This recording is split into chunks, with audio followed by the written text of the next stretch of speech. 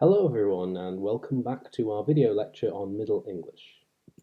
Today we're going to be introducing the Middle English period. This is the first of two lectures on Middle English. And the Middle English period starts with 1150 and continues on to 1500. 1500 is the transition point between Middle English and Early Modern English. We're going to talk about a few aspects of the language today. We're going to first start by talking about the influence from first Anglo-Norman and then French more generally in the history of English. So this is going to pick up on the last lecture in which we talked about external influences and add a new player to the game. We're going to talk about sources for Middle English and the spelling system that we find in those sources, or rather spelling systems plural, because Middle English is extremely diverse. We'll talk about the sound system and sound changes that it undergoes. Then we'll talk about nominal morphology and verbal morphology, and everything else we'll cover in the following week.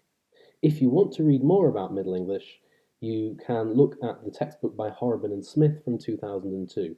This is a good source. It has information more than you need, but certainly enough, hopefully, to answer any niggling questions that you might have.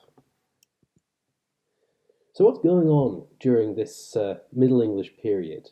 One of the major developments is that England as a country becomes a literate society. Obviously, this has to be seen in gradual terms.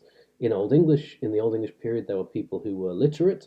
In the Modern English period, there are people who are literate. It's just that the proportion of those people goes up hugely during the period in question.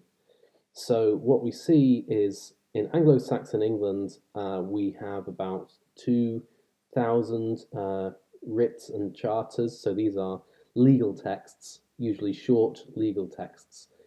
And in the 13th century, which is when Middle English really proliferates, the new texts from Middle English really proliferate, we get tens of thousands of texts. So the increase is huge here between Old English and Middle English. There's also an increasing prestige in the English language. So in the Old English period, English was prestigious. Between the Old English period, between the Norman Conquest and 1300, English was to some extent not seen as prestigious. And we see hints of this in the texts of the time. We might see some of this later on. People actually feel the need to defend the fact that they're writing in English at all. After 1300, though, English then re-emerges as a language that can be used essentially for all purposes. And this is the prelude to the standardization that we're going to see when we talk about the early modern and modern periods. We shouldn't overestimate this gap. It's not like English suddenly disappeared overnight after the Norman Conquest and then re-emerged like a sort of phoenix from the flames in the 14th century. Elaine Treharne, in a book from 2012, for which the references are given at the end, has quite clearly shown that there was a lot of manuscript activity. A lot of English texts were being produced during this intervening period between 1066 and 1300, though largely not original texts. Rather, they were copies of texts from the Old English period. So we shouldn't overstate this, but nevertheless, there are clear signs that the prestige of English is on the rise around 1300. And certain dates can be cited as evidence for this. So obviously, the crucial one is 1066, the date of the Norman Conquest, probably the most famous date in the history of the English language, possibly the most famous date in English history altogether. In 1244, that's nearly 200 years later, it becomes illegal to hold land in both France and England. So where the Norman Conquest introduced a new class of landowners who were essentially an international elite of a kind, they were landowners in both France and England. After a while, that becomes illegal. In 1244, that becomes not something that you're allowed to do. Shortly after that, in 1258, we get King Henry III using both English and French as official languages. The novelty here is that before this, only French was really used by the monarchs, the rulers. A little bit later, we get English first being used at the University of Oxford, which previously, again, conducted most of its business using not even so much French, actually, but mostly Latin. And in 1362, Edward III, another king, opens Parliament in English, which again was a big deal because prior to this, Parliament was largely something that people did in French. So these are all developments to do with how the English language is viewed to a large extent by the people who actually spoke it. The first main issue we're going to discuss in this lecture is the influence of Anglo-Norman and or French. Anglo-Norman and French are not two terms for exactly the same thing. Rather, Anglo-Norman is a specific type of medieval French. French in general, you're probably well aware of. It's not spoken all that far from Constance itself. It is an Indo-European language, specifically a Romance language. It's descended from Latin, specifically from Vulgar Latin, from the Latin that the ordinary people of the late Roman Empire in the provinces would have spoken. Obviously, the important historical event that causes French to become particularly relevant is the Battle of Hastings in 1066, when William the Conqueror, a Norman, takes over rule of Britain. Now, obviously, there would have been contact with French people before that. It's important not to overstate the difference. There was trade with the continent throughout the history of Britain. And in fact, one thing that the economic history of Britain shows is that it has done a lot better when it has had stronger trade connections with Europe, such as during the Roman and an early post-Roman period, during the Old English period, to some extent too, and thereafter. So we have the takeover by William the Conqueror in 1066, and William is specifically a Norman. The Normans were French, but they were also called Normans because they were Northmen. Originally, they were Vikings who had been raiding the north of France. So just like the UK had its Vikings, France had its Vikings too, and just like in the UK, the Vikings settled and ended up speaking the indigenous language. Why is it important to distinguish Anglo-Norman from other varieties of French, though? Well, one thing is that Norman French was, and still is, different from other varieties of French. So, in Norman French, k before a is retained. So you get k words like castle, rather than in standard French you would get chateau, where an original k from Latin castel has become a sh. So this palatalization process that we see in mainstream French does not take place in Norman French, which is how we can recognize that many of these early borrowings, such as castle itself, actually come from Norman. The same thing holds for Norman French has a special pronunciation of Romance g. So we have words like guarantee and regard with a g, and we also have words like warranty and reward. And what's interesting is that these words are essentially the same word, that they are cognates with one another. They were inherited from Latin, from Proto-Romance, but in Latin, in Norman French, you get a w, and then these words end up getting borrowed twice into English. Once with the w, as in warranty and reward, and once with a g, as in guarantee and regard. So this is quite a striking feature of Norman French, Anglo-Norman, that sets it apart from other varieties. Now, we can divide the French influence into two phases. Phase 1 is before 1250 and phase 2 is after 1250. Phase 1 is really the Anglo-Norman phase, and actually the words borrowed during this period are not hugely many.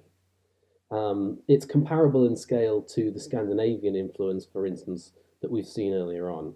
And from this period we get words, administrative words, but not only administrative words, like baron and servant and messenger, Also other words like story. So there are a fair few words from the Anglo-Norman period, but where things really start to heat up is during the second phase after 1250, and here the main language of influence is actually French, Parisian French, if you like. This is a period when a huge number of words, up to 10,000, are borrowed, and this doesn't stop. And there are all types of words, so nouns, verbs, adjectives, adverbs, mostly, almost exclusively closed class, sorry, not closed class words, that's the whole point, open class words. These are almost exclusively open class words. That is, there is not a fixed number of nouns or a fixed number of verbs. You can always add new ones to your language, whereas something like conjunctions or auxiliaries, you have a small and limited number of them. So these borrowings are open class words. Anglo-Norman, interestingly, survived in the British Isles. It was never spoken by the majority of the population, but nevertheless, people like Rothwell and Richard Ingham have shown that Anglo-Norman survived for longer than people previously thought, and it was taught in school. So it's not something that was a dead language in any meaningful sense. Generally, the earlier a French loan is, the harder it is to recognize, largely because of the form that the word takes. Another point about the influence from French is that it is almost exclusively lexical. In syntax, for instance, the relative clauses which start with a WH word might be widespread because of French influence. So these are sentences like, the man who I met, or the book which I read, rather than the man that I met or the book that I read. This type of relative clause may be due to French influence, but it also may be to some extent an independent phenomenon. We can't really be sure. So that's a potential bit of syntactic influence. On the whole, the influence is on the lexical level. We also find some morphological and phonological effects, which I will come to.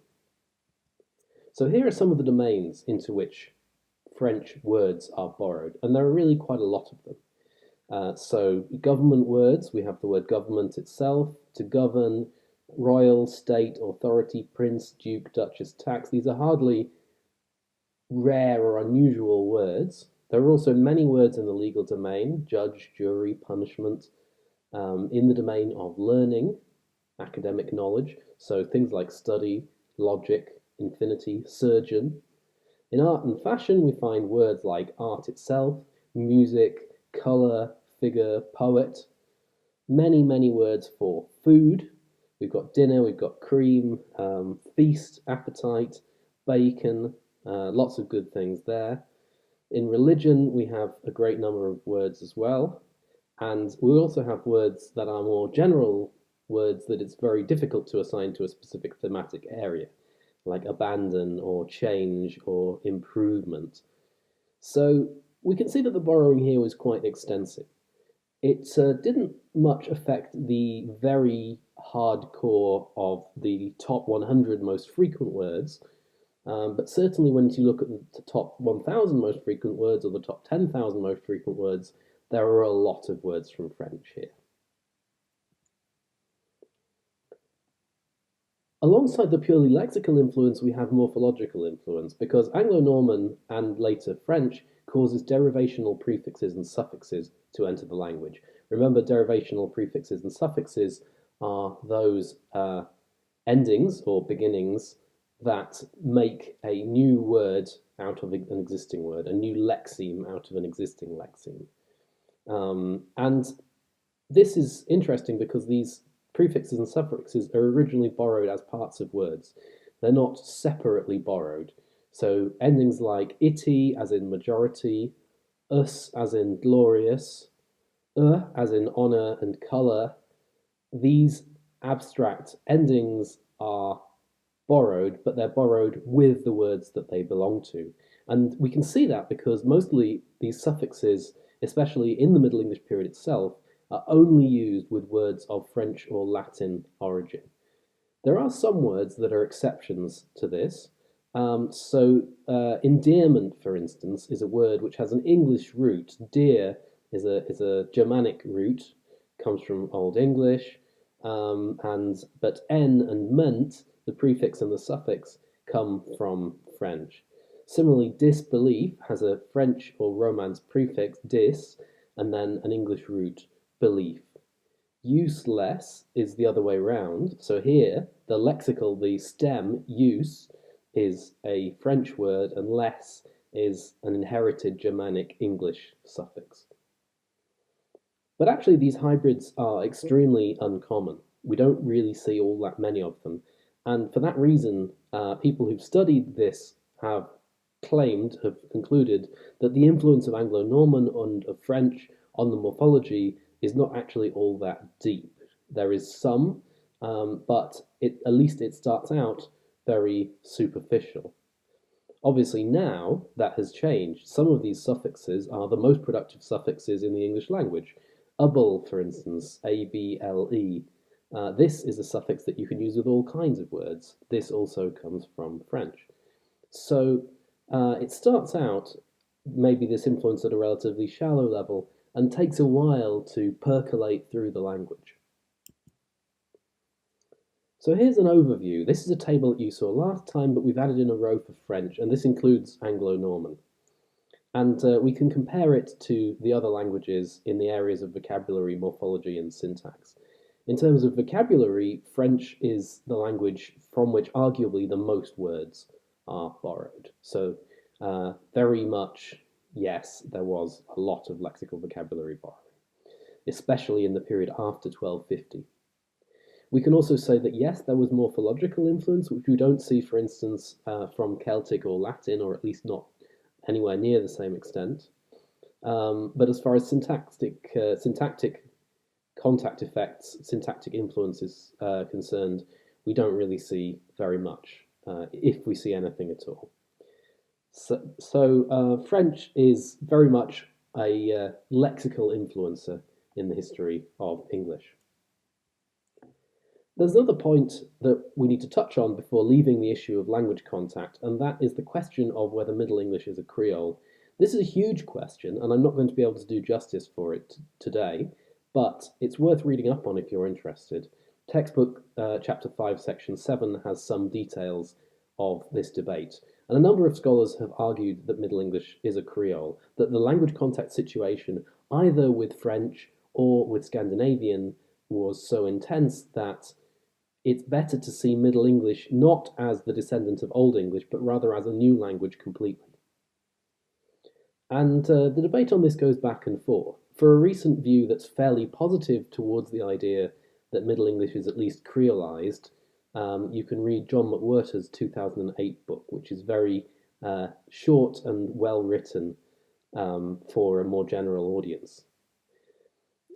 Probably the consensus among specialists in the history of English is that this is overstating the case, that Middle English is not a Creole because the language contact effects that we see in Middle English don't seem to be of the extent that we see in Creoles. And here it's worth making a note of what Creoles actually are. There isn't consensus on this either, but a Creole is a natural language that is spoken by native speakers. It has native speakers. It's not a purely transactional language, and it's developed from a mixture of other languages. And there's a huge general debate about pidgins and Creoles, which is all about whether they exhibit linguistic simplification. The prototypical case of Creole are those developed during the colonial period and through slavery. And so there's a heavy socio-political element to this debate as well. So this is ongoing. There is very little agreement, and if you study varieties of English in future, you may find out more of this. But I'm not going to dwell on it right now. There's a wide range of Middle English texts, and the range here is much wider than what we see in Old English. Certain types of texts are attested during this period for the first time, and certain types of writers we also find for the first time. So here's a very colourful overview of some of the kinds of text that we have. We have government documents, and on the non-fiction side of things, scientific works, recipes, travel accounts. Travel accounts are a bit borderline. Some of them are more like fiction and some of them less. And of course, we've got poetry, we've got plays, we've got romances, we've got lyrics, all kinds of more creative text production as well. So there is a huge range during this 350-year period from 1150 to 1500. Some of the major works are given on this slide. On the left, you can see the Ormulum. This is a text written in the 12th century by a monk called Orm. What's special about this is that the orthography that Orm uses is something that he has pretty much entirely invented himself, as far as we can tell. And he is very careful to represent certain kinds of phonetic distinctions that other writers don't represent. From the roughly the same period, the end of the 12th century, beginning of the 13th, we have Liamen's Brut. This is an epic poem about the history of England, written in early Middle English. There are more chivalric or romantic texts like Sir Gawain and the Green Knight. This is also a poetic text. This text is from somewhat later. In the picture there, what you can see is the Green Knight himself, having been decapitated, holding aloft his own severed head. You can take a look at that in more detail on the cover slide to this section. We have Chaucer in this period. Chaucer is the most famous of the Middle English writers, probably the most famous pre-1500 English writer of all, and he wrote all kinds of things. Chaucer himself was a government employee, and he not only wrote creative texts such as the well-known Canterbury Tales, but also a lot of other types of texts too, such as scientific texts. So Chaucer was very, very productive, very linguistically creative, and very linguistically aware. Another thing that's quite exciting about the period of Middle English is that we get letters from this period. These are personal letters that individuals are writing to one another. We don't see this for Old English at all. So the Paston letters, for instance, are examples of individuals writing to one another about personal matters. And this is great because this kind of language is quite likely to be less standardized and closer to speech than other written genres, though of course it is still not spoken language. These aren't the only works, there are a load of others. We've got the West Saxon History of the Holy Rood Tree. This is a very early Middle English text. We've got the Catherine Group, preserved in the Bodley 34 manuscript. These are to a large extent saints' lives, once again, and these come from the southwest Midlands of England in the early 13th century. The Cursa Mundi, another long poem. We have various manuscripts of this. Excitingly, from around 1300, we have a northern manuscript.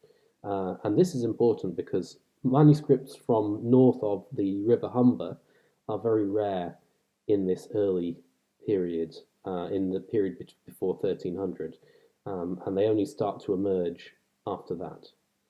Other famous texts include Langland's Piers Plowman, which is from West Midlands from the late 14th century. The Morte d'Arthur, this is the origin of Arthurian romance in Britain. This text emerges in the East Midlands, written by Malory in the late 14th century again. We also get Wycliffe, the essentially early Protestant, who was active in the southeast Midlands along with his followers in the late 14th century. And in fact, in the early 15th century, Wycliffe was very influential on people like the famous reformer Jan Hus, who the Council of Constance ended up burning at the stake. In fact, the Council of Constance did not like Wycliffe either. So they ordered that his body be dug up. He died peacefully of natural causes, but they dug his body up and then burned it, just to make the point a little bit more clear. Translating the Bible into English, as Wycliffe had done, was not something that the Catholic Orthodoxy really condoned at this time, and they got very angry with people who did it. We also have drama texts like the York plays. These are northern texts from the 15th century, and the textbook contains more detail on these texts. You can also check them out yourselves at luminarium.org. So there's a massive array of texts there for you to peruse. As regards the spelling, what we find is that the early Middle English texts retain symbols such as the ash, the yog, the thorn, and the ev that we should see remember from Old English. So Lyman's Brut in the late 13th century, on the right hand side, you can see in this text, you can see a few thorns and evs and other such things. Here looks like we've got an ev, we've got a thorn here, tha, and so on. So in the late 13th century, we've still got all of these Old English specific characters, but relatively quickly the ash disappears and is simply replaced by an a, and the ev also disappears, and it loses its place to the th digraph. And finally, thorn also disappears. Thorn is replaced by the th digraph as well. So that's where essentially the modern orthography of English comes from. And by the early modern English period, what we see when we look at those texts is that the alphabet, at least, is basically the same as it is today. And that's also true of late Middle English texts. One thing that's interesting, if you've ever seen a shop called something like Ye Olde Shoppy, this ye is unhistorical.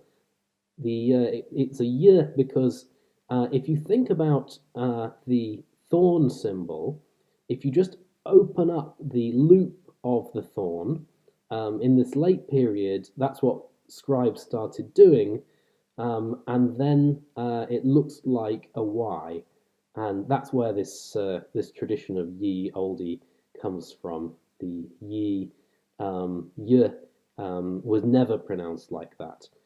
It just came from what looked like that was a thorn. It was a the oldie shoppy. And each text is unique in as far as its orthography is concerned. We saw with Old English that there was some degree of similarity because the people who were writing in Old English were largely trained in the same place, in places like Winchester. But in Middle English, we have much more diversity. So spelling is extremely diverse during this period.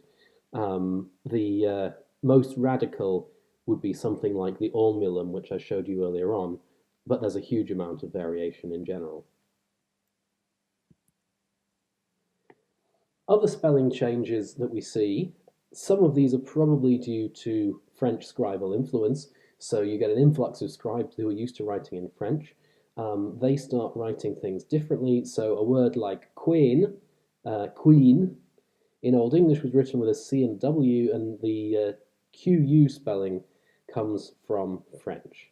Old English had a wh sound, and it was written as an H followed by a W. In Middle English, this comes to be written as a W followed by an H, sometimes just a W, or sometimes also a QU. This is something that you'll particularly see in sources from the north, and in particular from Scots, early Scots texts. Like I said, Old English eth and thorn disappear and get replaced by the th digraph. The Old English digraph sc, pronounced as sh, as in ship, gets replaced by the sh that we know of today. The letter C on its own, which was very ambiguous in Old English, gets replaced by ch, c, and k, depending on the word. This is not entirely systematic. Old English OU gets replaced by the OU digraph, though this was not pronounced as a diphthong during this period. This is one of the features that's probably due to French scribal influence.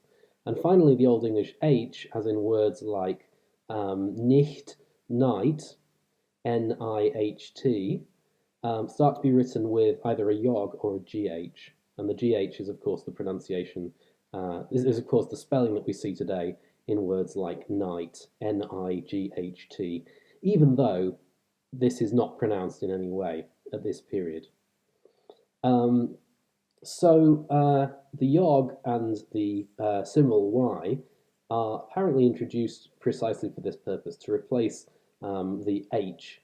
What's interesting about yog in Middle English is it's really a grapheme distinct from g. It stands for a different sound, a palatalized sound. It's not so ambiguous as the Old English g. So that's why you will see yogs in representations of Middle English texts much more often than you will in Old English texts, even though the symbol itself was around much earlier.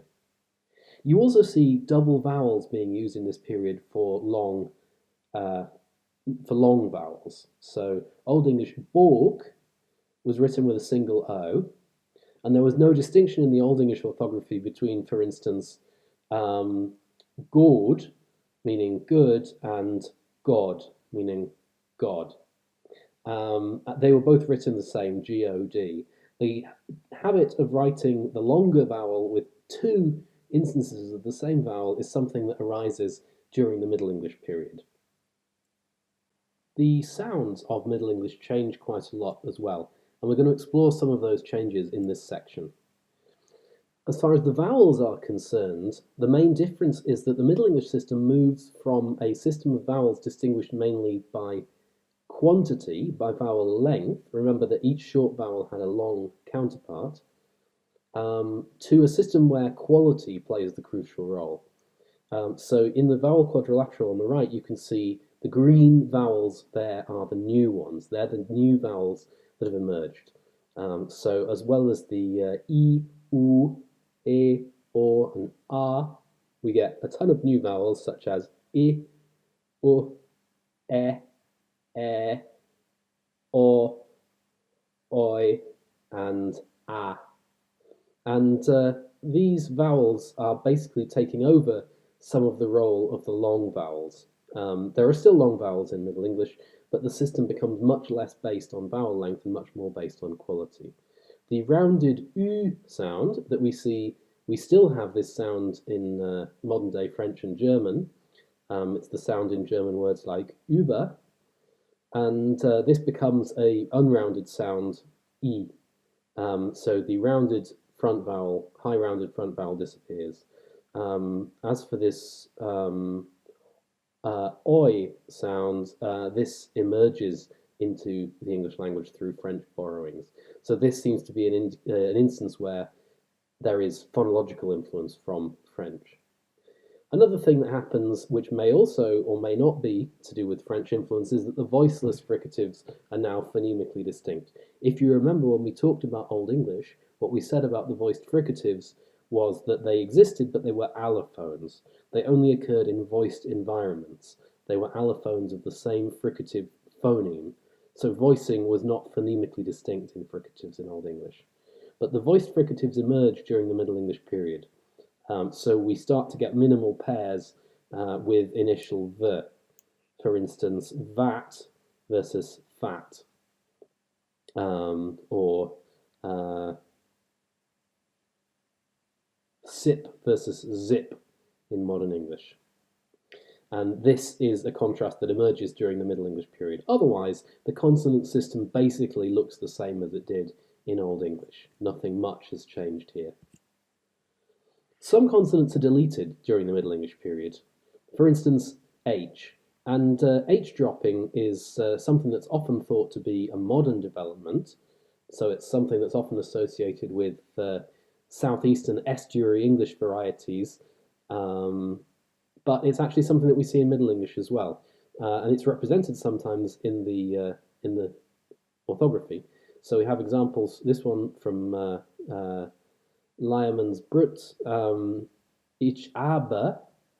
So this is like ich habe, but there is no H here. The H has been dropped off. I have in my castle 7,000 Kämpfer, 7,000 fighters. And then we've got a Wycliffe example, but je wollen lader at an uur in his licht. This uur is an hour, and just like in modern English, the H isn't pronounced. So this H dropping starts in consonant clusters where it's very consistent. Old English has clusters of an H plus a liquid, so like chlaf meaning loaf and hrador meaning rather, and the H just gets dropped off the front of all of these words. And the H dropping spreads to other contexts as well. Other consonants are lost too. A in the coda of a syllable is dropped, or sometimes it becomes a f. So in Tochter, meaning which is like German Tochter, daughter, this consonant disappears entirely. We don't pronounce it at all in modern English. Similarly, seach, meaning saw, this is lost. And finally, in Knecht, the is lost, even though the orthography still retains it. It is not pronounced, as in words like night. Another word which is relevant would be laughter, which starts out as hleachtor, like dochtor with a ch, but in this case the syllable final ch becomes a f, it becomes a labiodental voiceless fricative instead. That's also something that can happen. Between a consonant and a back vowel, W disappears. The spelling varies, but the basic development remains the same. So swa from Old English becomes so, the w disappears, and the a raises. Swilch becomes such, toi becomes to. Now again, this is a word like the next word. It's a word with a W in the orthography, but there is no W pronounced. It's not pronounced twu, and sword is not pronounced sword, though this orthography does preserve evidence of its historical pronunciation, as in Old English, swerd. But the W is lost in this context. Nasals and liquids often either disappear or go elsewhere, and there are a few examples of that on the bottom of the slide. Beort becomes bright. Actually, this is a case of metathesis, where a liquid changes place. This is also something that we often see in the history of English. The velar fricative r, which is represented by a g in the Old English texts, becomes either a y or a w. So we have words in Old English like bora and plora with a voiced fricative, but in these words it becomes a w, as in modern English bow and plough. Similarly, the Old English word fugol, which we've seen before, would have been pronounced with a fricative, in fact, fugol. Otherwise, it's like German Vogel, and this g, or rather r, disappears and it becomes a w, as in modern day English fowl. And there are many other words that undergo similar developments. Fair, or as it may once have been, fairer, this r disappears and becomes a y. And it seems to depend whether the r sound is between back vowels or after an L or an R, or not. So if it is after a back vowel, between back vowels or after an L or an R, it becomes a w, and elsewhere it becomes a y. So this is a nice example of regular sound change. Two different sound changes, one of them is conditioned and one of them isn't.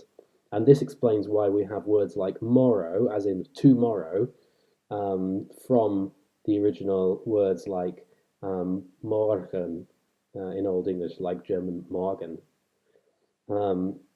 Here, this r has turned into a w.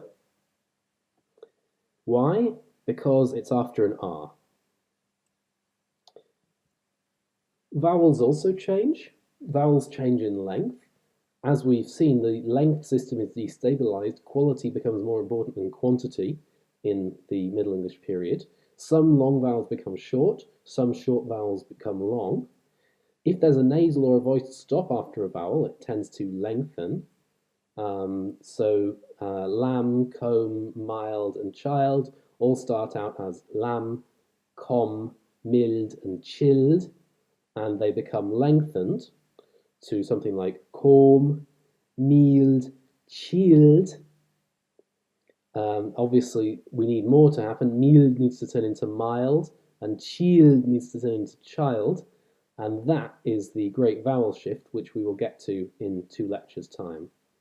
We find shortening occurring before certain consonant clusters, like keepte is the word keep with a past tense ending, and that gives us things like alternations between keep and kept rather than keep and keeped.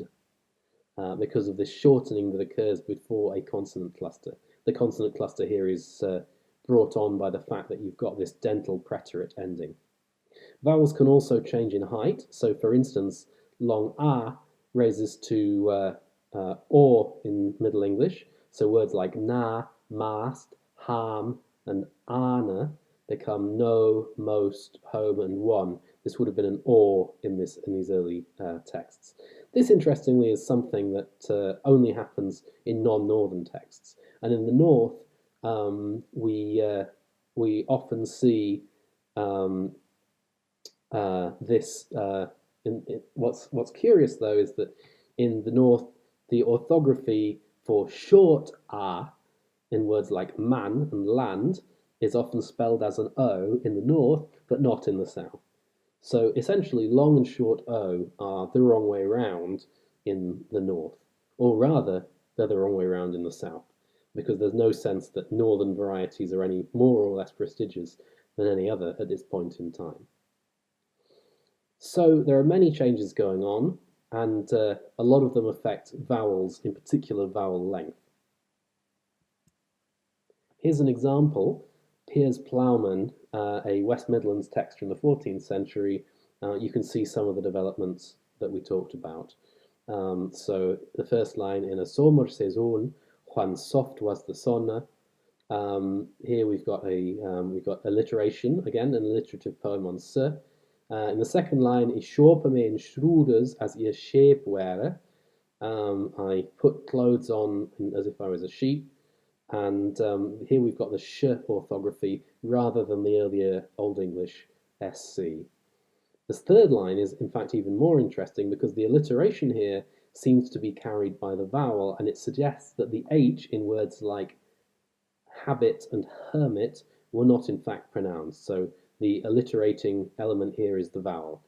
And if you remember, any vowel can alliterate with any other vowel in Old English. So if you pronounce this as in habit as an eremit, unholy of workers. And there are many other interesting features that you can look at in your own time on this slide. As usual, we can divide up the morphology of the period into nominal morphology, that is, the morphology that we find on things like nouns, pronouns, adjectives, and verbal morphology, the morphology that we find on verbs. Let's start with the nominal morphology. First of all, the personal pronoun system of Middle English is given on this slide.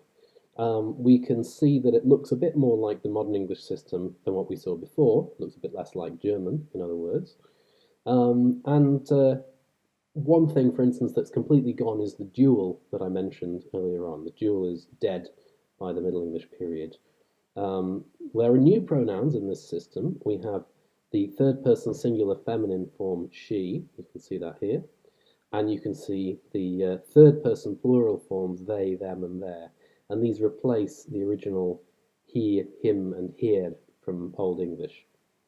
So there are new pronouns in this system. Other aspects behave the same. So the first person singular hasn't changed all that much. The second person singular hasn't changed all that much. It's even still pronounced the same. So this word that is in modern English usually pronounced thou would have been pronounced thou at the time, and the OU orthography is due to French scribal influence. So we've got a few new things here. We've got the accusative merging with the dative. This is something that happens during the early Middle English period. When we get to the time of Chaucer, there is no more distinction between the accusative and the dative. So there's no distinction between direct objects and indirect objects. This is something that also happens in many other Germanic varieties, such as Dutch, and also Northern German varieties like Plattdeutsch. We also find, we find the loss of this distinction, we find new pronouns, they, their, them, and she, and we also find second person pronouns being used in a way that's a bit more like German and French.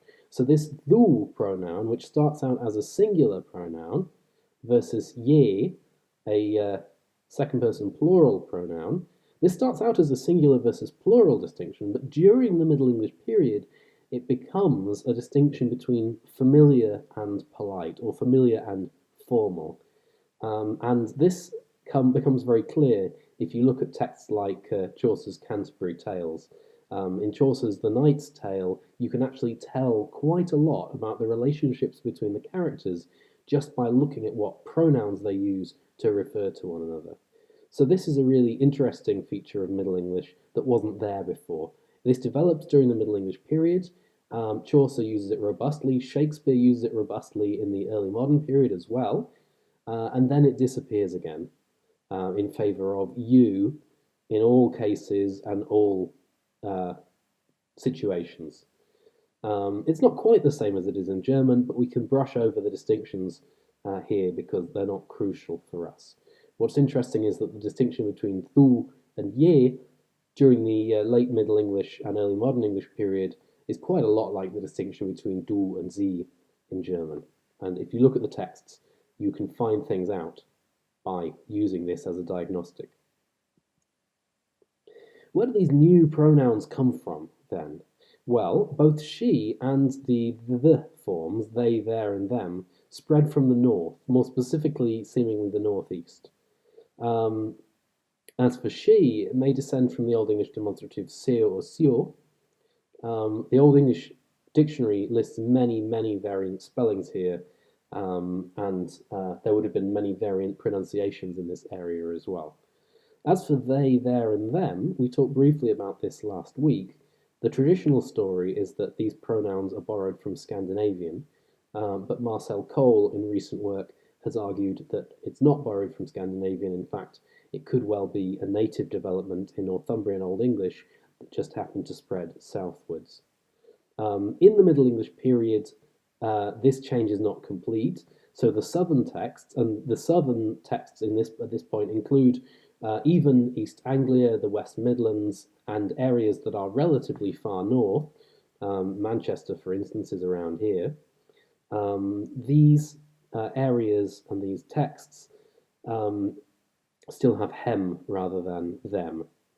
There are also distinctions between the nominative and the accusative and dative forms. So, for instance, Chaucer, when he's writing later on, he uses they in the nominative, but hem in the accusative. The other thing that happens during this period as regards the pronouns is that the new self forms emerge. Himself, herself, myself, themselves. These emerge during this period. If you remember, Old English doesn't have reflexive pronouns. Old English just uses normal pronouns. Much like in German in the first person, to say, I wash myself, you would just say, ich wasche mich. I wash me. You don't have to say, ich wasche mich selbst. This self form is something that emerges during the Middle English period. Those are interesting, but they're not even the biggest changes that affect the nominal morphology of Middle English. The biggest changes are the ones that happen to nouns and adjectives. Because if you remember what we did for Old English, we spent quite a long time on the different endings that you find on nouns and on adjectives. Basically, during the Middle English period, all of that disappears.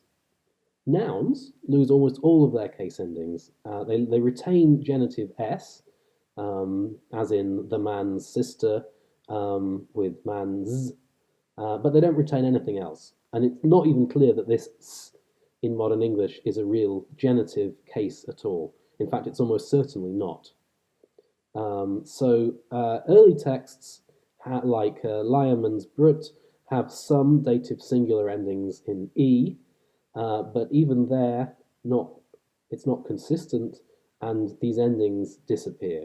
Outside the genitive, we see es in the plural or just s, just like in modern English, and no ending in the singular. We also see the end of the gender system. Middle English loses grammatical gender distinctions. It loses noun classes. All nouns basically end up behaving the same, except a small set of irregulars. And the adjectives behave the same. So the adjectives also lose almost all of their endings. Many adjectives in Middle English still have an E on the end, but it's far from clear what this E actually does or what it means, and different authors might have used it differently. It's not clear that it would have always been pronounced. It's not clear whether it sometimes has a sort of case function or a weak strong function. This is all just very, very murky territory. And another big change, of course, is that this demonstrative paradigm that we saw last time, so se, seu, thon, tha, etc., all of these forms disappear, and all we get in the Middle English period is the. So what we've seen here is a massive reduction in forms. We see a huge loss of endings and of morphological diversity during this period. And this is the main reason that people have characterized the transition from Old English to late Middle English as a change away from synthetic and towards analytic. This also, incidentally, is one of the reasons that people have suggested that Middle English is a Creole, because Creoles are typically languages with very little nominal morphology, or at least that is sometimes claimed. And we'll talk next time about the change from synthetic to analytic in a bit more detail in the context of the syntax of the language. Finally, for today, we will talk about verbal morphology. And the verb agreement is something, again, that changes during the Middle English period. On the whole, the paradigm that's shown on this slide is something that looks quite similar to what we saw for Old English. So the verbal morphology at this stage hasn't changed all that much. It does change, and starting in the north of the country, the endings simplify, also in the verbs. Particularly at this point, the subjunctive is disappearing. It already doesn't really have its own distinct set of endings at this point. It's being replaced. The ye prefix is weakened during this time, so we still see the ye prefix, and it's still not entirely restricted to past participles. Here we see it for the verb finde, to find, gefunden, or just funden. This prefix is weakened and often lost, and this again seems to happen earlier in the north. The endings that are given on this slide is for strong verbs, and the weak verbs look the same, except that, of course, in the past you have the weak dental preterite ending, these endings in d, like for the verb to love, ich lovede, he lovede, du lovedest, you lovedest, and also in the past participle. So these endings with the dental preterite, rather than with a change in the vowel. So here we can see in these forms there is a change of vowel. In the indicative we have find. In the past indicative we have fond. In the plural fund. So strong verbs, as we know, form their past tense with a vowel change. Weak verbs form their past tense with a dental preterite. And these are the endings that you will find at the time of Chaucer, for instance. There is still a reasonable amount of verbal morphology at this period, and some of it survives even into the early Middle English period. An interesting feature of this period is that strong verbs become weak, and often that's not the only thing that can happen here. Strong verbs can alternate with weak verbs, and some verbs can be both. So, for example, the verb to walk, Chaucer uses it both as a strong verb, as in I welk alone, with a vowel change, and also as a weak verb, in the fields walked we. So this is something where there is a substantial amount of variation. Some verbs that are now weak, like laugh and help, were still strong during this period. So Middle English, laugh, the modern past is laughed with a dental preterite, and in Middle English we would find loche or lauche with a vowel change in the past. Similarly with help, The modern past is helped, as I mentioned before, and in Middle English we found holp with a vowel change. Help, holp.